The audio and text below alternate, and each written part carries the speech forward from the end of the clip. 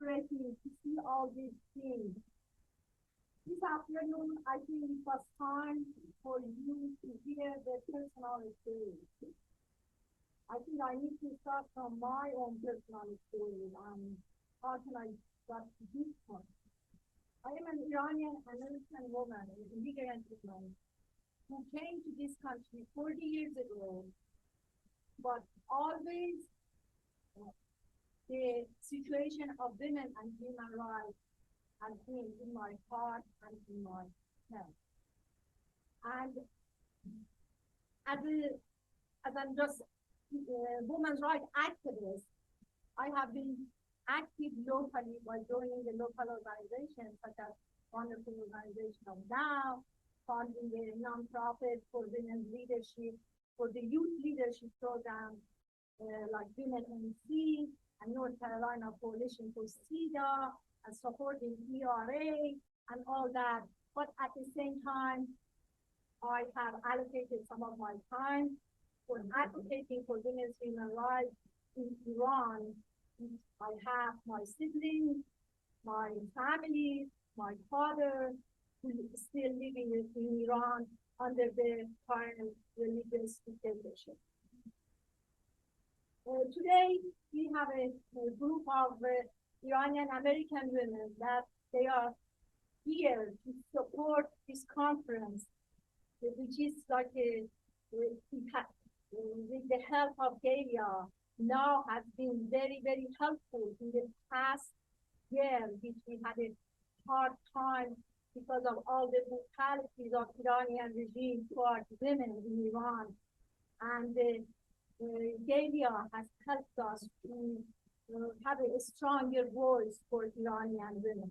She even traveled with us to New York to participate in the rally in front of the United Nations last September, when the president of Iranian regime was delivering the speech.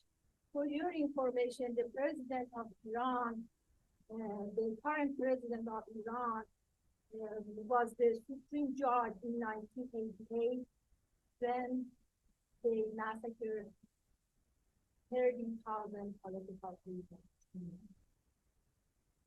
Let me just give you some background that after 1979, for the past 40 years, when the revolution started, organized resistance of Iranian people have been fighting against this fundamentalist, Islamic fundamentalist regime.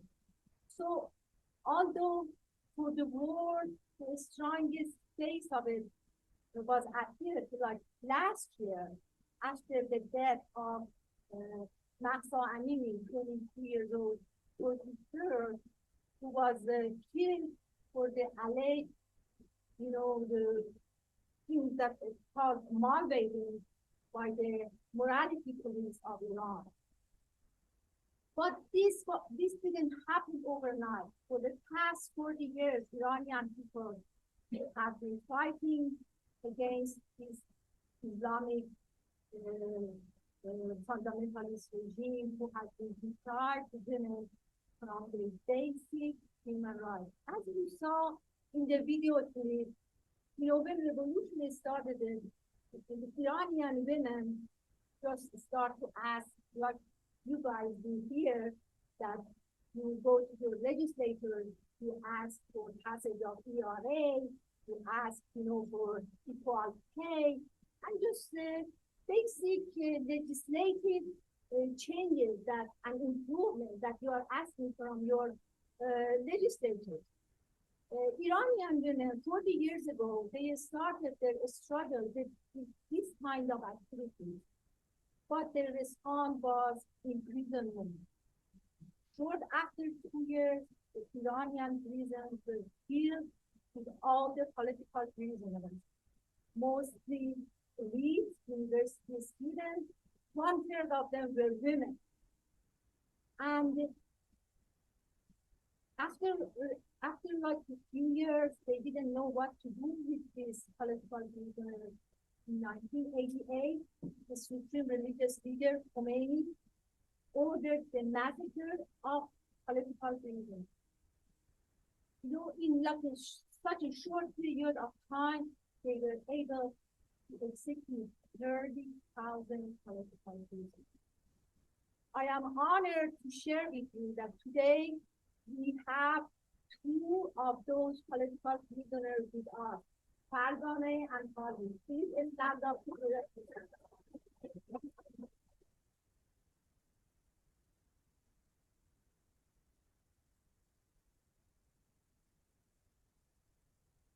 after this phase, for Iranian people and for Iranian women, there was just one way of dealing with this government, to call for regime change.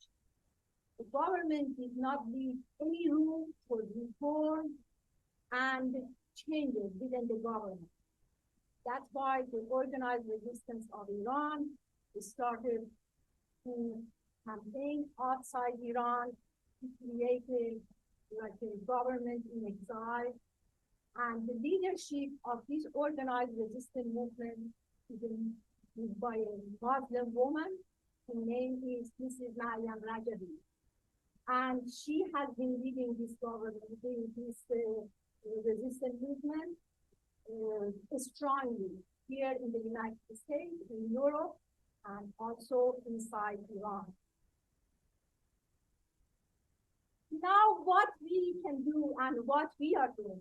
Iranian-American in the United States has formed a coalition, Iranian-American community in the United States, and in North Carolina, we are part of that coalition, Iranian-American community of North Carolina. Basically, we reach out to our representatives locally at North Carolina General Assembly and at the U.S. Congress and ask them to support a specific resolution which puts pressure on Iranian regime and also bring hope to the heart of Iranian people who are fighting on the street. For example, Resolution 100, which I thank Deborah Ross for co-sponsoring it, was just a detailed information of all the atrocities that Iranian government are doing for our people, especially women, and also to support the 10-point plan of Mrs. Maryam Rajavi, which is like a blueprint for the free Iran. And Delia has already seen that. It talks about all from environment to the political participation, to the economy, to the international relationship, everything. It covers all the items, which is like a blueprint for Iran. And in the House Resolution 100, the majority of the Congress from both parties co-sponsored this resolution. We did a very handful. Right now, we have a House Resolution 627. It has been circulated in the Congress, and Congresswoman Fushi and Congressman Jackson from Democrats has already co-sponsored that. And today, Deborah Ross promised that she will do that as well. That's why we have the petition for you to sign, so we can send it to the congressmen and women of North Carolina to encourage them to co-sponsor this resolution. These kind of activities is something that we can do here from outside Iran. People are fighting inside Iran. This recent uprising, the last year uprising, the result of that last year uprising was 22,000 arrests, and more than 700 people were killed on the street or by execution. And the leadership of the resistance movement is trying to just echo the voice of Iranian people in the European Parliament, United Nations. Just yesterday, United Nations Third Committee passed a resolution to condemn violations of human rights in Iran. Human Rights Council in Geneva, I was there in last July, I had the opportunity on behalf of NGOs to speak on behalf of Iranian women at the United Nations. And these are the activities that we can do here, and it makes a difference, especially the support in the Congress, because it put pressure on the current administration that when they are dealing with Iran, to put human rights, to consider human rights as the first priority. So my friends are here. If you have any questions, I will be more than happy to answer. I just made my part. I tried that to short because I know we are pressed for time. The only thing that I need to add is that I'm sure that makes you happy to just highlight, it takes like 2 minutes, to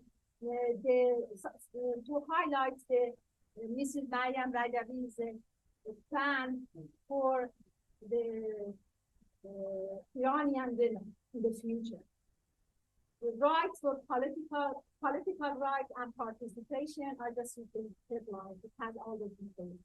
Employment and professional freedom, freedom of dress code, access to resource and social activities, supporting women's organizations, equal employment rights, equal pay for equal role, prohibition of discrimination in hiring and during employment, equal access to privileges such as vacation, retirement, benefits, and disability compensation, right to child and marital benefits, unemployment insurance, and social accommodation during pregnancy, childbirth, and infant care, freedom in marriage, support for widows and divorced women, legal equality and protection women from sexual exploitation and violence. Thank you very much for listening.